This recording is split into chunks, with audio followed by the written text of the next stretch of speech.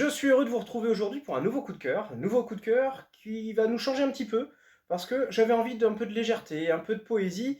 Et ça tombe bien parce que je suis tombé, c'est le cas de le dire, sur une lecture magnifique qui est Le printemps de Sakura. Alors, Le printemps de Sakura, il faut déjà voir que derrière cet album, nous avons une seule autrice, Marie Jaffredo. Et oui, elle assume à elle toute seule le dessin, le scénario et bien sûr la mise en couleur. Je dois avouer que tenir toutes les casquettes, bah, c'est pas évident. Mais je dois avouer que là, elle le réussit parfaitement. Mais vraiment maîtrisé de bout en bout. Moi, je me suis laissé bercer par cette histoire, plongé. On est dans une histoire de vie, un conte doux amer, mais qui laisse une belle sensation et qui fait du bien. Vous comprendrez que ça fait du bien après tout ce qu'on a pu passer, de découvrir quelque chose comme ça arrive à point nommé.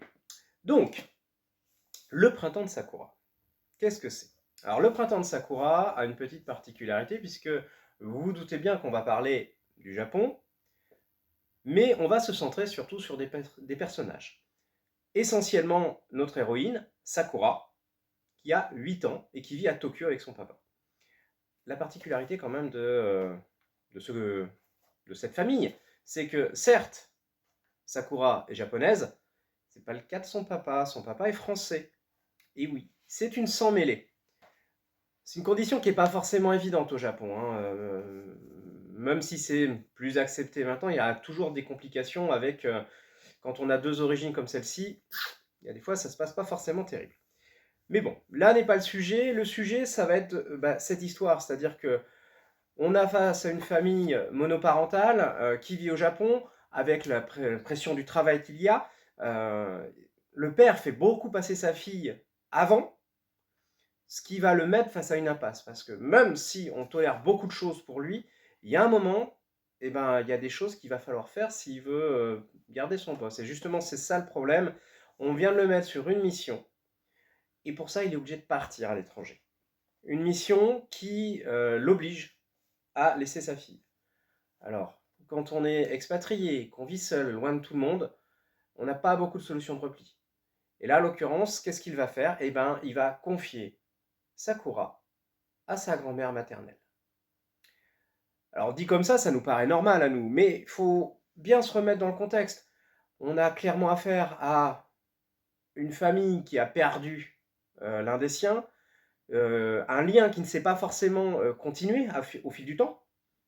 Et là, du jour au lendemain, eh bien, le père n'a d'autre choix que de laisser sa fille chez la mère de sa femme.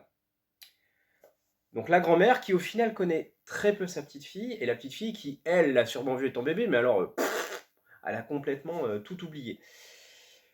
Donc c'est un peu à reculons qu'elle va aller chez cette grand-mère, sachant que bon, son japonais n'est pas forcément terrible, faut pas oublier qu'elle a 8 ans, et que l'un des écueils, c'est que certes sa maman lui manque, mais elle n'a pas beaucoup de souvenirs de tout ça. Donc elle va dans le lieu où sa maman a grandi.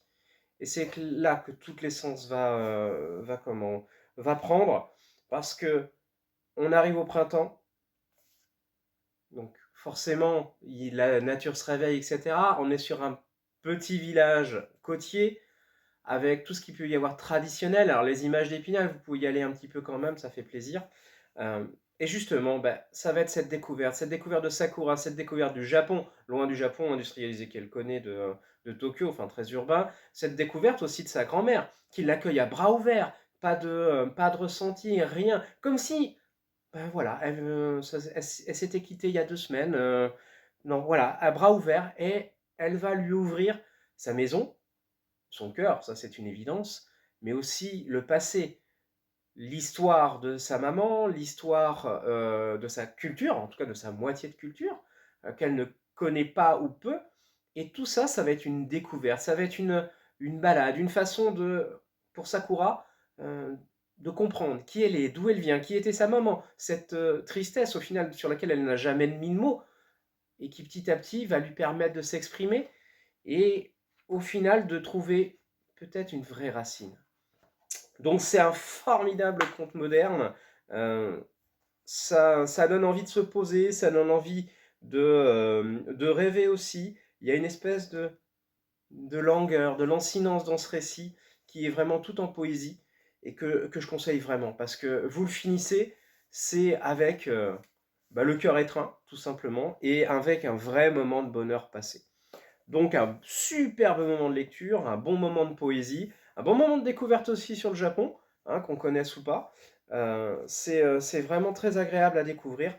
Donc je vous conseille de le lire chaudement, de passer un bon moment, bonne lecture, et puis comme d'habitude, si vous avez besoin de renseignements ou autre, vous savez où nous trouver, et surtout vous trouvez les coups de cœur. Allez, à très vite.